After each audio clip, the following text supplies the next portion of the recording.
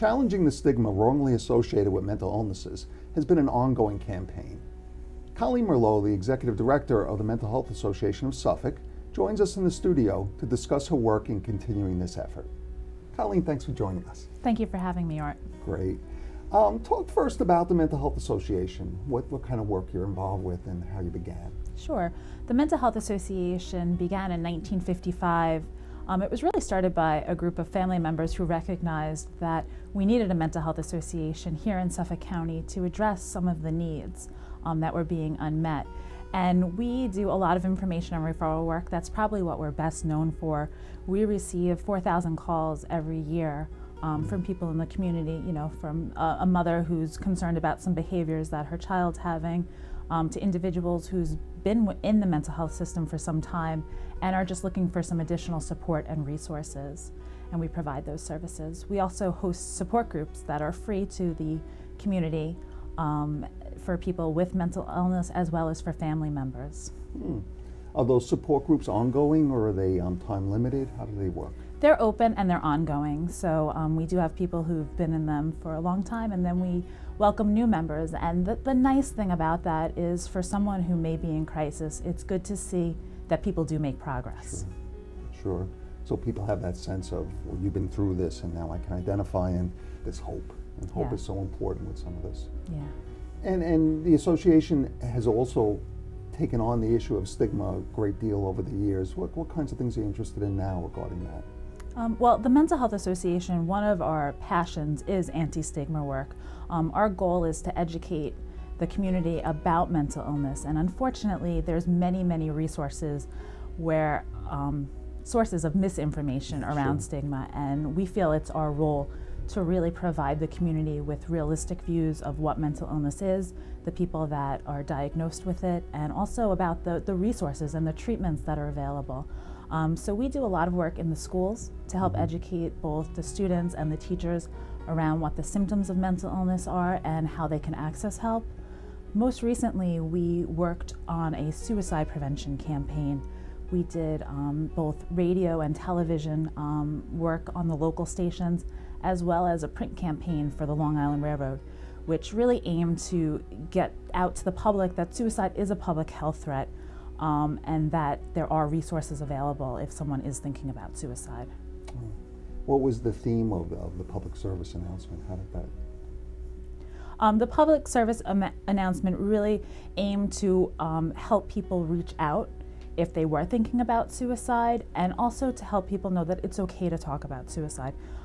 Along with mental illness, suicide is very much, there's a lot of stigma around it. Sure.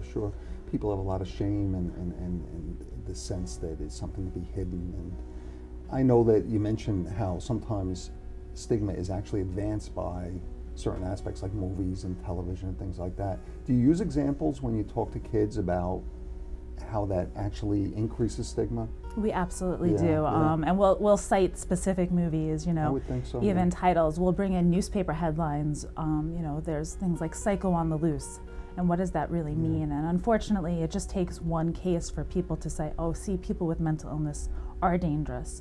And statistics show that actually that's not the case, that more likely people with mental illness are going to be a victim of a crime than actually perpetuate a crime, and that people with mental illness are no more dangerous than you or I, and we need to let people know that. Right.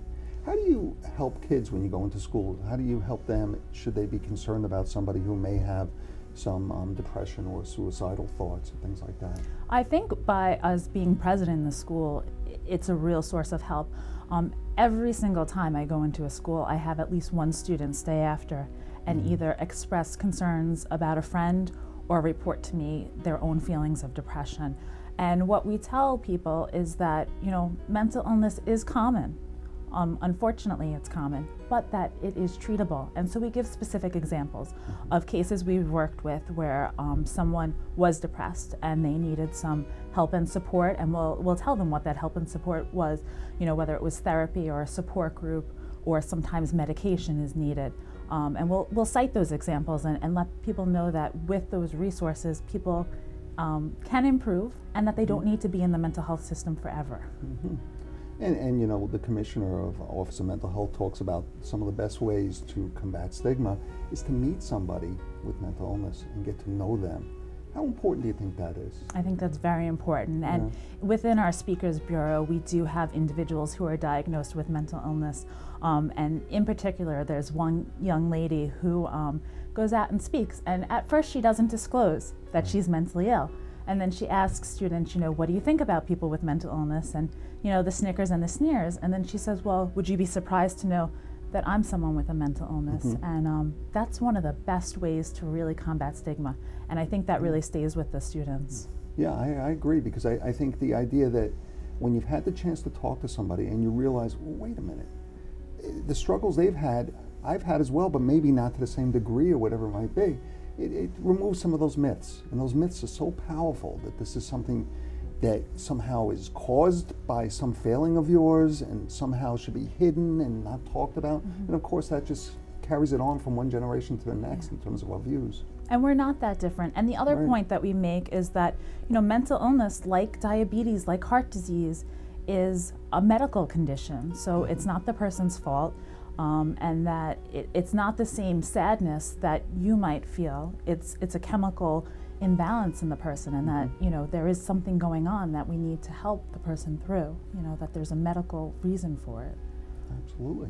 And the Mental Health Association, of course, is an advocacy organization. How do you view your role in terms of addressing the wide range of issues that exist? Well, as an advocacy organization, I mean, we need to be as informed as we can be about all the changes that are going on within the mental health system, and really educate our community about those changes and be a resource for people that have questions, so that they can get those questions answered.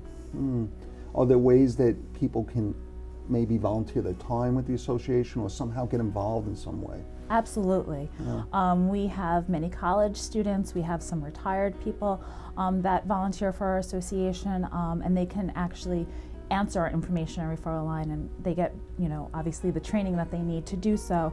We also look for people who may want to speak as part of our Speakers Bureau. And certainly as a not-for-profit, you know, we certainly do fundraising as well. So if someone wants to be involved in those venues, we welcome their participation. How might they contact you? People wish to get in contact with the Mental Health Association, they can call me at 631-226-3900, or they can visit our website, mhasuffolk.org. Great, Colleen. Thank you very much for joining us today. Thank you, Art. We'd like to thank Collen Merlo for sharing her expertise on this interesting topic.